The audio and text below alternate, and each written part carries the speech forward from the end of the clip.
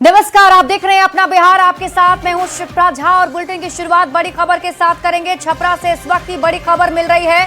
बच्चे की हत्या के बाद लोगों का गुस्सा भड़क उठा और सड़क जाम कर हंगामा किया जा रहा है। दरअसल अमनौर के अपहर में 11 साल के शिवम की हत्या कर दी गई। शिवम 31 दिसंबर से लापता था और रविवार को शिवम का शव गांव के पास ही झाड़ियों में मिला है। मामले में पुलिस अब तक किसी की भी गिरफ्तारी नहीं कर सकी है, जिसके कारण लोगों का गुस्सा भड़क गया। शव के पोस्टमार्टम के बाद लोगों ने शव के साथ छपरा मुजफ्फरपुर मार्ग जाम कर दिया है और पुलिस के पहुंचने पर पुलिस को न सिर्फ खदेड़ दिया बल्कि वाहनों में भी जमकर तोड़फोड़ की।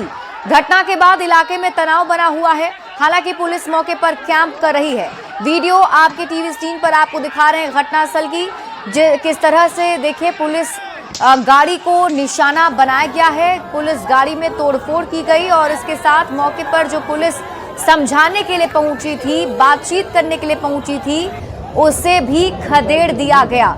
दो तस्वीरें आपके टीवी स्क्रीन पर आपको दिखा रहे हैं। पुलिस की गाड़ी में देखिए आक्रोशित लोगों ने तोड़फोड़ की है और किस तरीके से क्षतिग्रस्त हो गई है पूरी गाड़ी। और ये दूसरी तस्वीर जो हम आपको दिखा रहे हैं, उसमें आक्रोशित लोग सड़क को जाम करके धरना पर बैठ गए हैं और हंगामा भी किया जा रहा है। बच्चे की हत्या पर लोगों का जबरदस्त हंगामा। ये तीन तस्वीरें आपको दिखा रहे हैं घटना से जुड़ी हुई। पहली तस्वीर आप देखिए क्षतिग्रस्त गाड़ी की ये तस्वीर है। पुलिस की टीम मौके पर पहुंची थी लोगों से बातचीत करने के लिए, समझाने के लिए, लेकिन पुलिस को मौके से खदेड़ा गया और गाड़ी में भी तोड़फोड़ की गई है। एक बार फिर से आप ये तस्वीर देखिए। यहाँ पर कई जो लोग हैं, सैकड़ों की संख्या में लोगों की मौजूदगी है। सभी काफी ज्यादा आक्रोशित हैं बच्चे की हत्या को लेकर और लोगों का ये कहना है कि पुलिस की तरफ से अब तक कार्रवाई करते हुए गिरफ्तारी नहीं हुई है। इस वजह से लोगों का गुस्सा फूट पड़ा है। और देखिए यहाँ पर जो परिजन है वो भी बच्चे का शव सड़क पर रखकर प्रदर्शन कर रहे हैं और जल्द से जल्द कड़ी कार्रवाई की मांग की जा रही है। न्यूज़ 18 संवाददाता संतोष कुमार अधिक जानकारी के साथ जुड़ गए हैं। संतोष, क्या ताजा अपडेट मिल पा रहा है?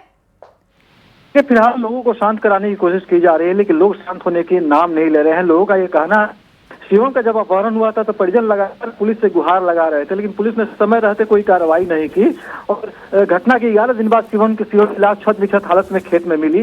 पुलिस ने उसे खोजने की कोई जहमत नहीं उठाई, मिसिंग मान करके इस मामले को दबाए रखी और जब लाश मिला तभी पुलिस ने कार्रवाई नहीं की। हालत इतनी खराब हो चुकी थी लाश की कि उसे फोरेंसिक लैब के जरिए उसका पोस्टमार्टम करवाया जाए। तो परिजन इस बात को लेकर नाराज है कि पुलिस अगर समय रहते कार्रवाई करती, उनके आवेदन पर अगर सही जांचबीन करती तो हो सकता है कि उसकी जान बच सकती थी। इसी को लेकर के आज वहां हंगामा किया गया है।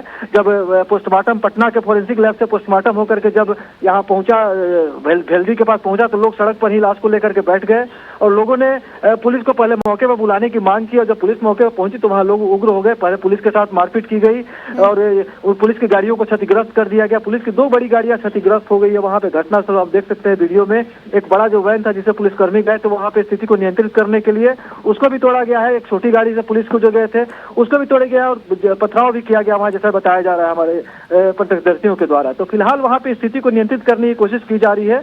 तमाम आला अधिकारी वहां कैंप किए हुए हैं, लोगों को समझाने बुझाने की कोशिश की जा रही है, लेकिन लोग समझने के लिए तैयार नहीं है। हंगामा लगातार रुक रुक कर जारी है। जी संतोष, क्या परिजनों को किसी पर शक था पहले से? क्या उन्हें लगता है कि कोई इसमें शामिल हो सकता है? क्या मांग क्या है लोगों की अभी? देखिए, शिवम के जिस तरह से रहस्यमय ढंग से लापता हुआ, परिजनों से हमारी बात भी हुई है। वो जब आए थे पोस्टमार्टम में तो उन्होंने मीडिया से भी बात की थी। परिजनों ने किसी पर कोई स्पष्ट आरोप नहीं लगाया था, जिसके कारण इस मामले को गुमशुदगी मान करके आगे बढ़ रही थी। लेकिन जब लाश मिल गया, बच्चे की बॉडी खेत में मिली, तब जाकर के ये मामला काफी संगीन हो गया और परिजनों ने ये कहना शुरू किया कि पुलिस ने समय रहते कोई कार्रवाई नहीं की। परिजनों की तरफ से अभी भी कोई स्पष्ट संकेत नहीं दिया गया है बच्चे में ही तीर मार रही है। और इस बीच जब ये पोस्टमार्टम के बाद बॉडी जब पहुंचा हुआ है गांव में तो वहां पे हंगामा बरस गया है और पूरा पुलिसकर्मियों के साथ लोगों की जबरदस्त हिंसक झड़प हो गई है। वहां पे पुलिस की गाड़ियों को तोड़ा गया है, पुलिस को खदेड़ा गया है। कुछ पुलिसकर्मियों को चोट लगने की बात सामने, हालांकि आधिकारिक तौर पर कोई पुष्टि नहीं हुई है। एसएसपी से हमारी बात करने की कोशिश की, लेकिन एसएसपी ने फोन अभी फिलहाल नहीं उठाया। कोई भी आधिकारिक वर्जन इस पूरे मामले पर सामने नहीं आया है। जी ठीक है संतोष, आप इस खबर पर नजर बनाकर रखिए। शुक्रिया इस अपडेट के लिए। मामला बेहद संगीन है। निर्मम हत्याकांड हुई है हमारे घर के ही एक लड़के के साथ। अभी परसों का दिन है, लाश उसका मिला। पास के 1-1.5 किलोमीटर की दूरी पर ही, ज़्यादा दूर भी नहीं मिला है। और अब तक कोई गिरफ्तारी, एक भी गिरफ्तारी नहीं हुई है। उस पर एक्शन के नाम पर हम लोग को होते हुए कुछ नहीं दिखाई दे रहा है। बस लीपापोती किया जा रहा है, थाना का गाड़ी आ रहा है, घूम के जा रहा है। अभी क्या मांग है प्रशासन? अभी हमारी यही मांग है कि 24 घंटा के अंदर में, हम तो चाहते हैं कि 12 घंटा के अंदर में गिरफ्तारी हो जो भी शक के दायरे में है, और सख्त से सख्त कार्रवाई हो, स्पीडी ट्रायल चलाया जाए। बढ़ते हैं आगे और गोपालगंज से आपको इस वक्त की बड़ी खबर बताते हैं। गोपालगंज से बड़ी खबर आ रही है, जहां निगरानी की टीम ने घूस लेते हुए राजस्व अधिकारी विजय कुमार सिंह को गिरफ्तार किया है। बरौली अंचल कार्यालय में छापेमारी के दौरान 6500 रुपए का रिश्वत ले रहा था। निगरानी डीएसपी नरेंद्र कुमार ने बताया कि बघेजी गांव के रहने वाले शैलेंद्र शाह के जमीन का दाखिल खारिज करने के लिए 10,000 रिश्वत की मांग की गई थी, जिसमें 6500 रुपए में डील हुई थी। मामले में गिरफ्तार राजस्व अधिकारी को टीम अपने साथ पटना लेकर गई है। राजस्व अधिकारी के द्वारा रिश्वत की मांग की गई है, तो कांड दर्ज करने के बाद एक धावा दल का गठन हुआ, जिसका प्रमुख मैं हूं, और आज रंगे हाथ रिश्वत लेते हुए राजस्व अधिकारी पकड़े गए हैं, और आगे की कार्रवाई के लिए हम लोग इनको लेकर जाएंगे। और इस वक्त की एक बड़ी खबर आपको बताते हैं। बड़ी खबर मिल रही है, गिग वर्कर्स की सुरक्षा को लेकर बड़ा फैसला लिया गया है। 10 मिनट में डिलीवरी पर रोक लगा दी गई है। गिग वर्कर्स के लिए केंद्र सरकार की तरफ से बड़ा फैसला लिया गया। सरकार ने टाइम लिमिट की शर्त हटा दी है। कंपनी के विज्ञापनों से हटेंगे अब डिलीवरी टाइम क्लेम। मतलब अब तक जो 10 मिनट में डिलीवरी का क्लेम किया जाता रहा है, चाहे आप अलग अलग कंपनी की बात कर लीजिए, जो होम डिलीवरी करके घर पर आपको सामान पहुंचाते हैं, अब सरकार की तरफ से बड़ा फैसला लिया गया है कि इनकी सुरक्षा को देखते हुए 10 मिनट में डिलीवरी पर रोक लगाई जाएगी। गिग वर्कर्स के लिए केंद्र सरकार ने बड़ा फैसला लिया है, और ये जो टाइम लिमिट की शर्त है उसे सरकार ने हटाने के लिए कहा है। कंपनी के विज्ञापनों से डिलीवरी टाइम क्लेम हटेंगे। और न्यूज 18 संवाददाता रवि सिंह अधिक जानकारी के साथ जुड़ गए हैं। रवि, इसकी मांग कई दिनों से कर रही थी, और मुख्य तौर पर हमने देखा जाए तो राघव चड्ढा ने इसे लेकर के सबसे पहले बात उठाई, उनका एक वीडियो भी सामने आया था। तो क्या ये माना जाए कि सरकार ने अब इस पर फैसला कर लिया है?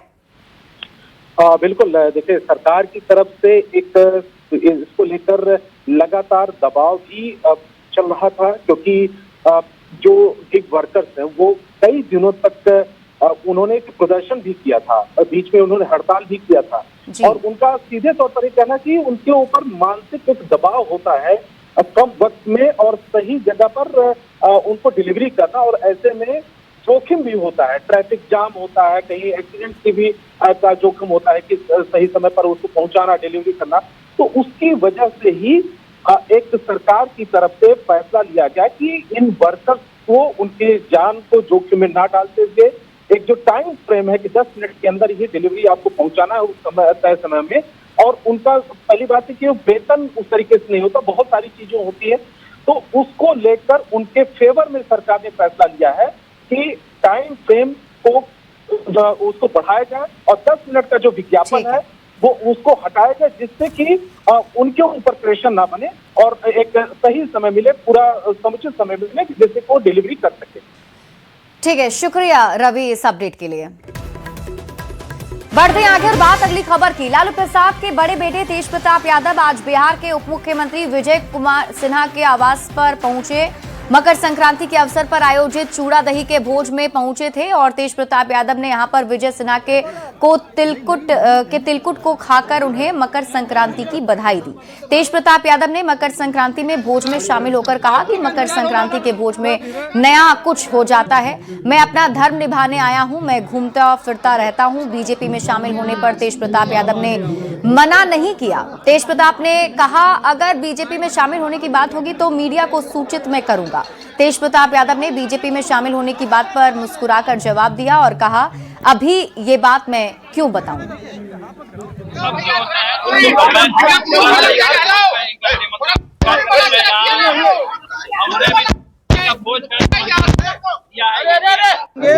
और हम बिहारी सब पर भारी बनेंगे, ये भाव जगाना है। तेज प्रताप को सर कुछ निमंत्रण सर आने वाले भविष्य में राजनीति के लिए बता ही दिए कि आपको पता चलेगा। पता चलेगा वो अभी क्यों बताना, अभी क्यों बताना, इंतजार किया जाए सर, सच बताओ तो इंतजार किया जाए।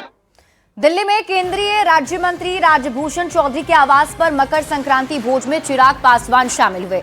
पटना में कांग्रेस के चूड़ा दही भोज में एक भी कांग्रेस विधायक के नहीं पहुंचने पर चिराग पासवान ने कहा कि प्रत्यक्ष को प्रमाण की जरूरत कहां बची, कांग्रेस में कुछ ठीक नहीं है। वहीं तेजस्वी के 100 दिन चुप्पी वाले बयान पर भी चिराग पासवान ने कहा, अगर खामोश ही रहना था तो नेता प्रतिपक्ष का पद किसी और को दे देते। कांग्रेस का कोई भी एमएलए नहीं पहुंचा। राजेश राम प्रदेश अध्यक्ष ने कल संक्रांति का भोज दिया था, क्या इंडिकेशन है, क्या इंडिकेट करता है सर? अब प्रत्यक्ष को फिर प्रमाण की जरूरत कहाँ बची? जब अपनी ही पार्टी के कार्यक्रम में आपके विधायक नहीं पहुंचे तो ये अपने में दर्शाता है कि कुछ ठीक तो नहीं है वहाँ पे।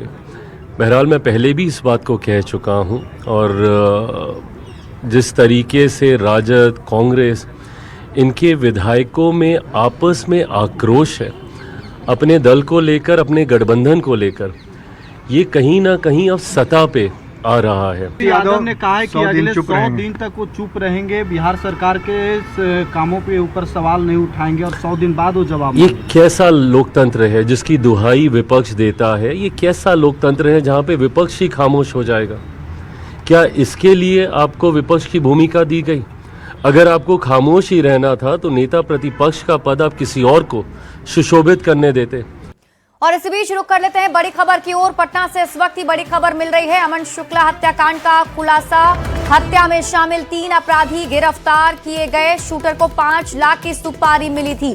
घटना में इस्तेमाल हथियार भी बरामद कर लिया गया है। एक तरफा प्यार के कारण हत्या हुई थी। सुपारी के 5 लाख में से 71,000 कैश भी बरामद कर लिए गए हैं और एसएसपी पूरे मामले का खुलासा करेंगे। 5 जनवरी को पत्रकार नगर थाना क्षेत्र में गोली मारकर अमन शुक्ला की हत्या कर दी गई थी। और इस हमारे साथ अधिक जानकारी के साथ न्यूज 18 संवाददाता धर्मेंद्र कुमार जुड़ चुके हैं। धर्मेंद्र, क्या इसके पीछे की बड़ी वजह अब तक सामने आ पाई है? ये पूरा मामला एक तरफा प्यार से जुड़ा हुआ है। जो अभियुक्त है वो अमन शुक्ला की पत्नी से एक तरफा प्यार करता था और ये पूरा मामला एसएसपी अब से कुछ ही देर में एसएसपी इस पूरे मामले का खुलासा करेंगे। 5 लाख की सुपारी दी गई थी और जो घटना में हथियार का इस्तेमाल किया गया था वो हथियार भी पुलिस ने बरामद कर लिया है। और पटना से एक बड़ी खबर है क्योंकि 5 जनवरी को जिस तरह से अमन शुक्ला की हत्या हुई थी, बाइक सवार अपराधियों ने हत्या की थी, तो एक पुलिस के लिए भी एक चुनौती थी इस पूरे घटनाक्रम पर का उद्भेदन करना, जो अपराधी थे उन्हें गिरफ्तार करना। और जिस तरह से पूरा मामला सामने खुलकर आया है, कुछ देर में ही एसएसपी प्रेस वार्ता करेंगे। और जो मामला है कि एक तरफा प्यार का मामला है, 5 लाख की सुपारी, अमन शुक्ला के जो हत्यारे थे उनको 5 लाख की सुपारी मिली थी और उस पैसे में से 71,000 रुपये बरामद भी कर लिए गए हैं। जो हथियार प्रयुक्त किए गए थे घटना को अंजाम देने में, वो हथियार भी बरामद कर लिए गए हैं और तमाम मामलों का पुलिस ने खुलासा कर लिया है। जी ठीक है धर्मेंद्र, आप इस खबर पर नजर बनाकर रखिए। शुक्रिया इस अपडेट के लिए। बढ़ेंगे आगे। बिहार में लोगों के जीवन स्तर को सुधारने, कामकाज को आसान बनाने के लिए मुख्यमंत्री नीतीश कुमार लगातार कदम उठा रहे हैं। पहले घर बैठे इलाज की सुविधा और अब बुजुर्गों के लिए घर बैठे जमीन या फिर फ्लैट की रजिस्ट्री की सुविधा सरकार देने जा रही है। नीतीश कुमार ने सोशल मीडिया एक्स पर पोस्ट करके इसकी जानकारी दी कि 80 साल या उससे ऊपर के बुजुर्ग अब घर बैठे ही जमीन या फ्लैट की रजिस्ट्री करा सकते हैं, वो भी आवेदन के सिर्फ 7 दिन के भीतर। और इसके लिए इच्छुक व्यक्ति को मोबाइल रजिस्ट्रेशन यूनिट यानी कि MRU पर जाकर ऑनलाइन आवेदन करना होगा। मुख्यमंत्री इसको लेकर 19 जनवरी तक लोगों से सुझाव भी मांगे हैं। 1 अप्रैल 2026 से इस सुविधा का लाभ लोगों को मिलना शुरू भी हो जाएगा। इस पर सत्ता संभालने के बाद लगातार ऐसे फैसले किए हैं जिसका सीधा असर बिहार के लोगों पर पड़ रहा है। और नीतीश सरकार की कोशिश है कि बिहार के लोगों की जिंदगी न सिर्फ आसान हो बल्कि उनकी अगर समस्या है तो समस्या का निराकरण भी जल्द से जल्द हो जाए। इस बार नीतीश सरकार ने एक बड़ा फैसला बिहार के बुजुर्गों के लिए किया है जो बेहद महत्वपूर्ण है। नीतीश कुमार ने एक्स पर पोस्ट करके जो जानकारी दी है वो बेहद महत्वपूर्ण हो जाता है। और उन्होंने लिखा है कि कई बार ऐसा देखा गया है कि राज्य के वृद्ध जनों जिनकी उम्र 80 साल या उससे ज्यादा है, उन्हें जमीन फ्लैट के रजिस्ट्री से जुड़े कार्य के निष्पादन में काफी कठिनाइयों का सामना करना पड़ता है। ऐसे में 80 साल से ज्यादा उम्र के जो वृद्धजन है उनके जमीन और फ्लैट के निबंधन को प्रक्रिया को सरल बनाने के लिए उन्होंने कई महत्वपूर्ण कदम उठाए हैं, जिसकी जानकारी उन्होंने एक्स के माध्यम से दी है। उन्होंने कहा है कि राज्य के वैसे वृद्धजन जिनकी उम्र 80 साल है उससे अधिक है, वह जमीन फ्लैट की रजिस्ट्री करना चाहते हैं तो जरूरत पड़ने पर उन्हें घर की जमीन से संबंधित सभी सेवाएं प्रदान की जाएगी। इसे लेकर उन्होंने संबंधित विभाग को निर्देश भी दे दिए गए हैं कि एक चलन निबंधन इकाई बनाया जाए, जिसके माध्यम से दस्तावेजों के निश्चित समय सीमा के अंतर्गत निबंधन की सुविधा प्रदान की जाएगी, उपलब्ध कराई दी जाएगी। इससे आवेदकों को भी काफी सुविधा होगा और उन्हें जमीन के बारे में सही जानकारी भी उपलब्ध हो सकेगी। और इस व्यवस्थाओं को भी 1 अप्रैल 2026 के प्रभाव से लागू करने का निर्देश तमाम संबंधित विभाग के अधिकारियों को दे दिया गया है। नीतीश कुमार कहते हैं कि उनकी पूरी कोशिश है कि बिहार के जो 80 साल से ज्यादा उम्र के बुजुर्ग हैं उन्हें कोई समस्या न हो और दैनिक जीवन उनका और भी आसान हो। साथ ही भूमि के बारे में अगर कोई जानकारी देने की व्यवस्था है तो ऐसे लोगों को इसका फायदा मिले। और साथ ही नीतीश कुमार ने इसके लिए QR कोड भी जारी किया है कि अगर इससे जुड़े हुए कोई जानकारी या सुझाव उन्हें देना है तो QR कोड के माध्यम से सरकार को दे सकते हैं। तो जाहिर तौर पे बिहार के बुजुर्गों के लिए एक बड़ी खबर है नीतीश सरकार की तरफ से। कैमरामैन दीपक के साथ आनंद अमृतराज, न्यूज 18 नेटवर्क, पटना। इसी महीने खड़मास के बाद बीजेपी के नवीन बॉस मिलने जा रहा है। 15 दिसंबर को पार्टी के राष्ट्रीय कार्यकारी अध्यक्ष बनाए गए नितिन नवीन अब पार्टी के राष्ट्रीय अध्यक्ष बनेंगे और उसके लिए वे 19 जनवरी को नामांकन करेंगे और पीएम मोदी, अमित शाह, जेपी नड्डा सहित 10 प्रमुख लोग उनके प्रस्तावक बनेंगे। 20 जनवरी को बीजेपी के राष्ट्रीय अध्यक्ष का चुनाव होगा और उसी दिन औपचारिक ऐलान भी कर दिया जाएगा। तो बड़ी खबर आपको बता रहे हैं और ये बड़ी जानकारी, नितिन नवीन बहुत जल्द करेंगे नामांकन। खड़मास के बाद बीजेपी को नया अध्यक्ष मिलेगा, पीएम मोदी इसमें प्रस्तावक होंगे। 20 जनवरी को औपचारिक ऐलान कर दिया जाएगा। आपको बता दें कि इस बार बिहार से नितिन नवीन को बीजेपी ने अपना राष्ट्रीय कार्यकारी अध्यक्ष चुना है और उसके बाद 19 जनवरी को अब नितिन नवीन राष्ट्रीय अध्यक्ष के तौर पर नामांकन करेंगे। आरा के महादलित बस्ती में प्रशासन ने अतिक्रमण हटाओ अभियान चलाया। भीषण ठंड में आशियाना उजड़ने के कारण लोगों को काफी परेशानी हुई। लोगों ने आरोप लगाया कि उन्हें प्रशासन की तरफ से इसे लेकर कोई सूचना भी नहीं दी गई थी और सीधे आकर उनका आशियाना उजाड़ दिया गया। ये तस्वीरें आपके टीवी स्क्रीन पर आपको दिखा रहे हैं, जहां देखिए लोगों के घर बुलडोजर के जरिए तोड़ दिए गए हैं। आरा के महादलित बस्ती में प्रशासन ने अतिक्रमण हटाओ अभियान चलाया है। यही बात पहले ला सोचना ना दलन जाए, 10 दिन खाती, एक हफ्ता खाती, एक पे का के सुबह में आइला लोग कहता है कि जल्दी जल्दी सामान निकालिए, बुलडोजर लगेगा। अलिया करके घर में से बुलडोजर लगा दिए। लइका फैका सब हमके हटा देनी हटा रे। सर एक नापी लेके रहलो कि टूटे वाला बा, नापी लेके बोल रहलो लेकिन टूटी, लेकिन अभी बुलडोजर चढ़वा दे रहलो आ सोचना कुछ मिलल है नहीं कि हमने। ई परसों से एक पे का परसों से 2.5 चालू है।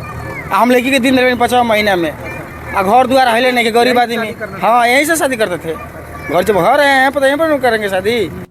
लगातार सिम कार्ड और मोबाइल से हो रही धोखाधड़ी को लेकर अब पुलिस प्रशासन लोगों को जागरूक करने की कोशिश में जुटी है और इसी कड़ी में आरा में साइबर थाने की टीम ने सिम बेचने वाले दुकानदार और खरीदारों को निर्देश दिया है कि सिम बेचने वाले और खरीदने वाले दोनों का वेरिफिकेशन जरूर करें और अगर कुछ भी संदिग्ध लगे तो तुरंत आपको साइबर थाने की पुलिस को इसकी जानकारी देनी है ताकि साइबर फ्रॉड की वारदात पर लगाम कसी जा सके।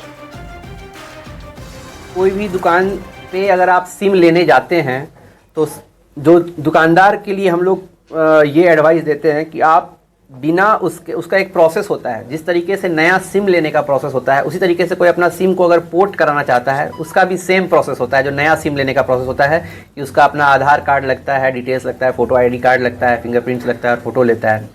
अगर दुकानदार को ऐसा शक लग रहा है कि यह आदमी हमारे पास रेगुलरली आ रहा है नया सिम लेने के लिए, या फिर अगर उसको लगता है क्या कि यह आदमी 18 साल से कम का है और अकेले आया है, तो आप हम लोगों को तुरंत रिपोर्ट करें सूचित।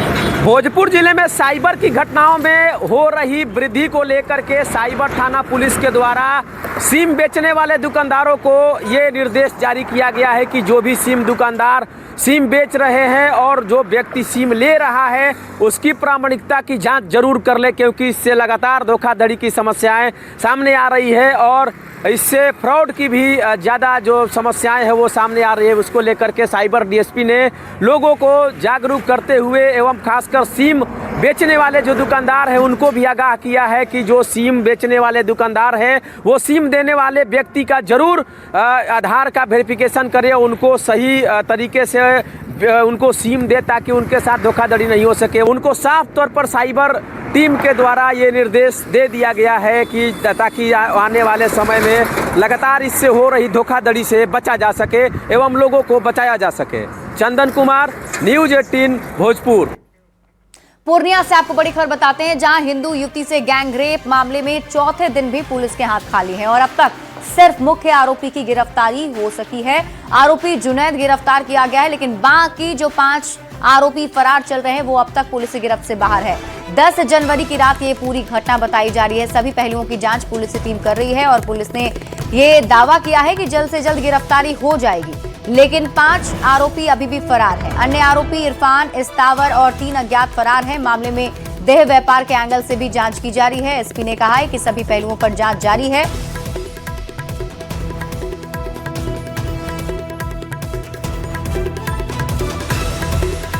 दुनिया के सबसे बड़े विराट रामायण मंदिर का निर्माण पूर्वी चंपारण के कथवलिया में हो रहा है और इस विराट रामायण मंदिर में कई मुस्लिम समाज के लोगों ने भी जमीन के साथ साथ आर्थिक दान दिया है। 17 जनवरी को दुनिया के सबसे बड़े विराट रामायण मंदिर में दुनिया का सबसे बड़ा शिवलिंग स्थापित किया जाएगा। मंदिर निर्माण को लेकर मुस्लिम परिवार के लोगों में भी काफी उत्साह है। पूरा प्रसिद्ध मंदिर हो गया, पूरा विश्व के इतना मंदिर भारी नहीं है कहीं। आप लोगों को रोजगार भी मिलेगा, सभी इधर सब रोजगार मिलेगा, अच्छा भी रहेगा। बहुत ज़्यादा हमारे जिला के लिए जो है ये इतनी बड़ी खुशी की बात है कि बता ही नहीं सकते, मतलब लफ्जों में बयां भी नहीं कर सकते। और सबसे बड़ी बात है कि ये जो शिवलिंग है, ये शिवलिंग पूरे विश्व में भी कहीं भी इतनी बड़ी शिवलिंग कहीं और इसी के साथ इस बुलेटिन में अभी के लिए बस इतना ही। आप देखते रहिए न्यूज़ 18 बिहार झारखंड।